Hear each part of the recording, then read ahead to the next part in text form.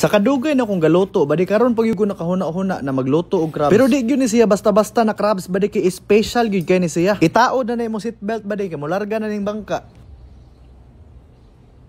Rada diha bade, murag excited nagiging ko sa tong lutoon karon ba. Sa kadaghag malas sa kalibutan, apil ko sa swerte na dili allergic sa seafood. Kunya ang lutoon na to karon bade kay dili kay ilado na sudan pero sikat siya sa Butuan. Ang tawag nila ani bade kay buntaa. Kanang ginataan gud gihapon na crabs pero lahi ang pamaagi. Ang kinahanglan lang gyud mo na mga lamas para maluto ni bade kay ahos, bombay ug kaning luya. Kinahanglan na nimo siya pinuhon bade kay ato pa man ang i-mix unya. Kunya syempre kinaman ni gata ang atong resipe bade kinahanglan gyud ka magpuga og gata diha. May paning lubi lagi mapugaan o gata ang atoa in tawon di na gyud. Importante gyud na basta magluto ka og crabs badi imuha gyud ang toothbrushan kay wa ka kabalo asa na nagkamang-kamang. Isa pud sa maka-eliminate sa mga baho na baba gyud diha badi. Kung magluto kay ngani na recipe badi ang gamiton gyud mo na crabs kay babae. Kay kinahanglan mo gud nato ni gamiton ning aligi niya. Ang nakapangit lang aning babae na crabs badi kay lingog-ngog gayo. Minus ang lihok sige rag reklamo. Unya pinakasakit pag gyud ana badi kay dili ka pwede matama.